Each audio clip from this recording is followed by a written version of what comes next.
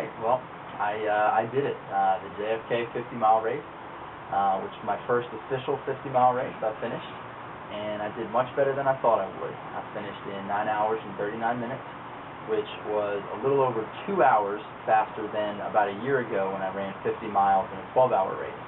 So to be able to shave 2 hours off of my time before was great, and I was very excited about that.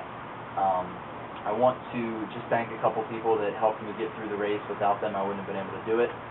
My parents, definitely, they drove down from Jersey to come not only watch me run, but also be my support crew. And they've never done anything like this before. But they were unbelievable. Everything from driving me to and from the start and the finish. And my mom was even throwing her little sweater over me at 5:30 in the morning in the car to help keep me warm on race morning. My mom even updated my Facebook account from my BlackBerry with photos and updates so that people could see where I was throughout the race and kind of follow me and see how I was doing. But to have my mom and dad there at 5 different points throughout the course, and then also at the finish line, just to have them to look forward to seeing every 5 to 10 miles was extremely helpful, and I'm not sure how I would have made it without them. Also, my buddy Ryan, who has run this race a couple of years in a row, he's also done a 100-mile race. He was just first and foremost an inspiration, because just knowing that he's out there doing it, he's pushing me to test my limits as well. He also just helped me understand the course and some of the different spots that I could run in and some of the spots that I needed to watch out for. So thanks, Ryan. And then to all of my friends and all the people who supported me, whether it was Facebook or Twitter or email. Some of you guys said that I was very motivating, which I appreciated, and then others just told me I was flat out crazy, and you guys are right too. But either way, I appreciate it all the same. So thank you for all of your support. Just to give you guys just a brief rundown of how the race went and the things that I experienced. The first 4 to 5 miles were pretty much all uphill. It was on roads. We were pretty much kind of ascending this mountain. So I walked a good portion of the first 4 to 5 miles. And then around mile 5, we ducked onto the Appalachian Trail, which was a dirt trail, a lot of woods.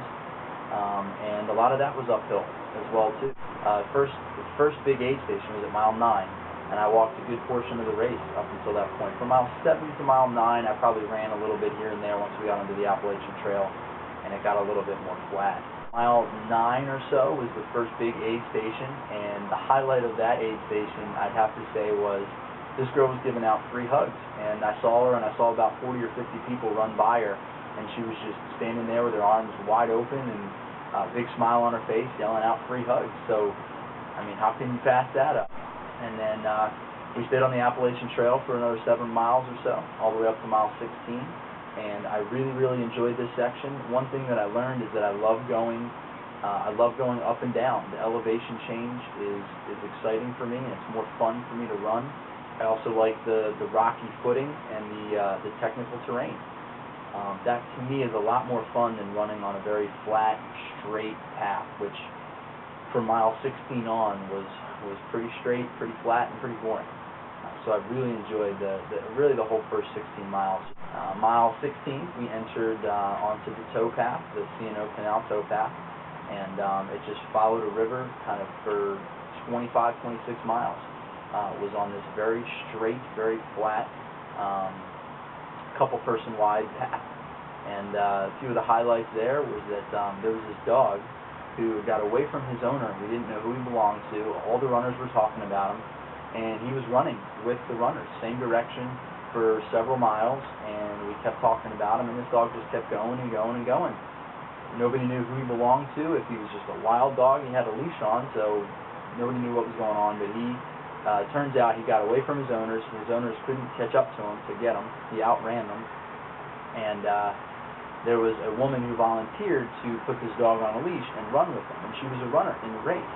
And so she volunteered, and she ran with this dog up to the next aid station where his owners were then going to meet him to pick him up.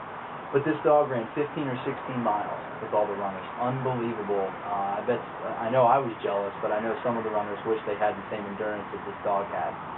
But that was cool, and it gave us something to talk about, something to keep our mind off of off of how our legs were feeling at that point.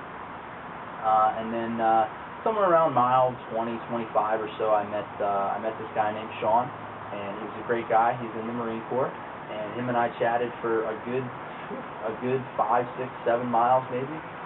We ran together, we walked together, we stopped at the aid stations together. Our legs were starting to get tired at that point.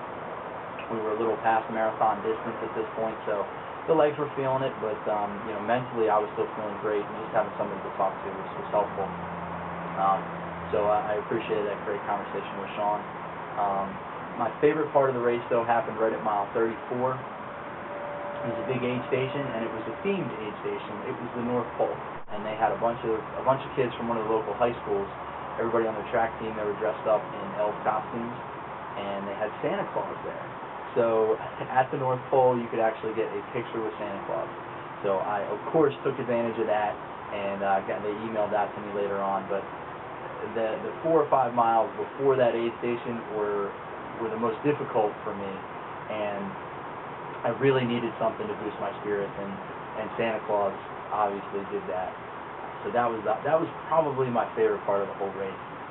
From there on out, from mile 34 to I met my parents again at 38, and then kept going. And mentally, I still felt strong. My legs were tired, but I was doing a good job of walking and running. And at mile 46, I saw my parents again, and they were really excited because they only had 4 miles left to go. And I had an outside shot at finishing in 9 hours and 30 minutes, which I was really excited about. So I think I pushed a little bit too hard right at mile 46, and from 46 to the end, I walked probably a majority of the rest of those 4 miles. My legs just didn't have much left in them, and I was really struggling. But I power walked, and I walked with a purpose, and I did my best to finish as well as I could, and to finish in 9:39 was, I was extremely happy with that. That was over an hour better than I thought was the best time I could have done. So I get really close to the finish line, and the last couple hundred feet I sprinted and I ran, because seeing the finish and hearing the guy announcing people's names and the music and all the people cheering, and knowing that my parents were somewhere in that crowd there waiting for me. So I ran the last couple hundred feet to the finish. It was a fantastic race overall. The fact that there was 1,000 people running it made it very enjoyable. All the fans not only were out there supporting the people that they came to watch, but they were supportive to all of the runners, and offering food and just cheering everybody on. And it was a huge help to have those people out there, because parts of it get difficult, and parts of it you mentally start to go, oh, what am I doing out here? And I still have 15 miles to go. This is crazy. How can I finish? But to have those people out there was very helpful. So all in all, it was an extremely fun race. If it's one that you're thinking of doing for a first ultra, I'll tell you this: the first 16 miles, once you get past those, then it's extremely flat, and there's not really any more difficult parts to it other than just getting past the mental part of running 50 miles.